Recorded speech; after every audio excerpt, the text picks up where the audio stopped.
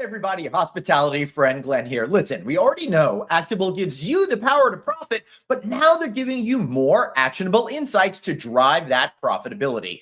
Do me a favor, take a moment and check out hoteldata.com.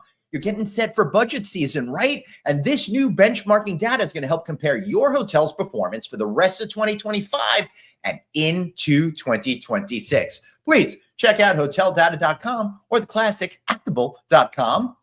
Have a great day and enjoy the show.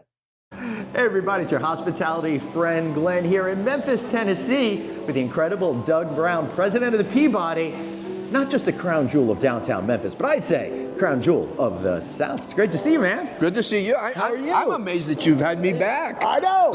I mean, it was, let me tell you, it was by popular demand from them, not me. No, I'm thinking that nobody stepped up. Right. That's a good point. It is a little quiet around here. Or was it the free room I gave you? Oh, yeah, that might be it. I do want to say publicly, I want to thank this guy. I was here for Memphis in May, and I got to live a lifelong dream. I was an honorary duck master. What a great experience that is, and what a great place to kick it off. That is kind of like the framework for excitement around this property, and really sets the tone for the experience that's over here. You know, people always ask me, and I'm amazed at this myself, truthfully. I got to be honest with you. I've been here 23 years, and I'm always amazed. You know, we rotate the ducks out every 90 days. Yep. And everybody says, well, how do you get them to march and everything else? Do you know that it really only takes about 2 days? And they're trained? Ducks are incredibly trainable. Doug, I know all about it. I haven't gotten you to figure out how the elevators work, but that I'm harder to train than a duck.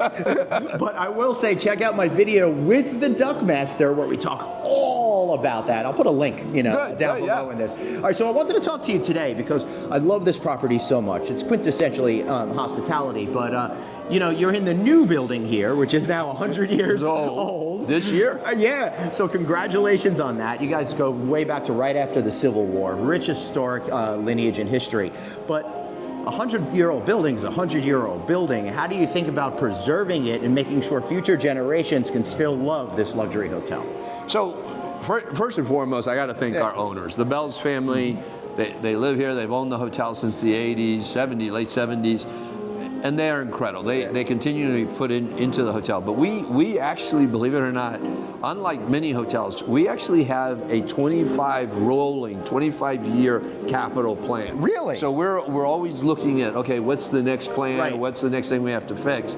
We're right now completing, over the last 24 months, a $30 million renovation. Massive. Yeah, we did all the guest rooms, modernized all 12 elevators, redid Chez Philippe, the lobby completely redone. And as you may notice in the, I don't know if the camera's getting it, but we actually expanded the bar by 3 feet. Oh my goodness, you're right. I don't know if you can see the depth here, but I believe it used to be up to where the back of the bar was. Exactly. Right. And so our owner, he really, well, this is historic. Do we really, change it? And I convinced him that if I expanded it 3 feet, I could add a third bartender. Right.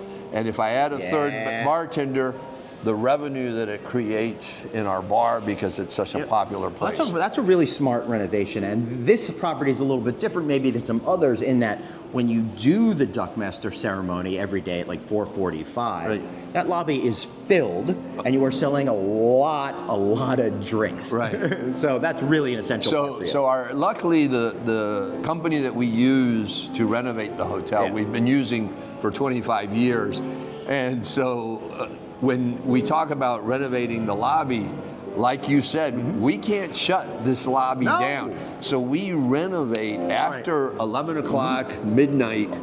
We shut down, and then they quickly do sections. And then they know that by 5 o'clock they got to start shutting down and clearing out because we got to look normal the next day. Right, so that's one challenge, and other challenges are when you have a 100-year-old building, there's got to be surprises every once in a while, too. And there are, no dead bodies yet, but it makes it fun. It makes it fun.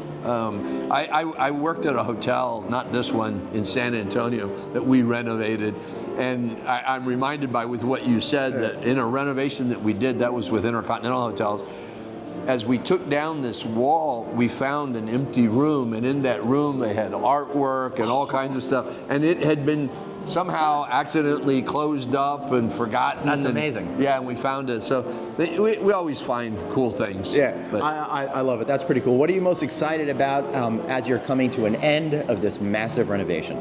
So I guess I don't know if I'm allowed to make this plug, but in the end of October, we are hosting ALHI, Associated Luxury Hotels International. Oh, awesome. And we're bringing in about 85 meeting planners, and they have to book luxury hotels, several meetings a year.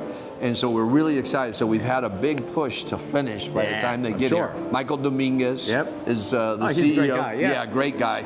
So, he goes way back. He's been in sales forever. He did a big job at MGM was his last one before. Yeah. Great guy. Yeah, really, really great. Don't tell him I said that. No, and there's no video evidence of that either. So good. Nothing to worry about. Doug, it is so amazing. How about giving me one piece of advice for younger people that want to be awesome in hospitality? You know, it's funny that you asked that because I was just in it with a group and we were talking about it. I was actually in Singapore at a conference. Yeah, the Department, great hotel, beautiful. I love Singapore too. The little robots going around town.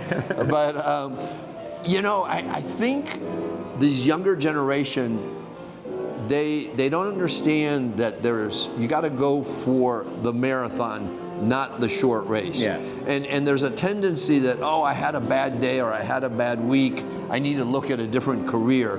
And the reality is, you know, you have good days, you have bad days, you have good bosses, you have bad bosses, you know. You got to go for the marathon. And when you do that, it's a very rewarding career. Yeah. I mean, I've gotten to see and meet, I've met every president since Ronald Reagan. It's pretty amazing. You know, every leading president. I've met so many stars, you know, so many celebrities. There's no other industry that gives you that. No, and to be fair, I got to meet you, so I feel like we're even. Oh, you see, if I shake your hand, I know, you just shook hands with all these presidents. It's amazing.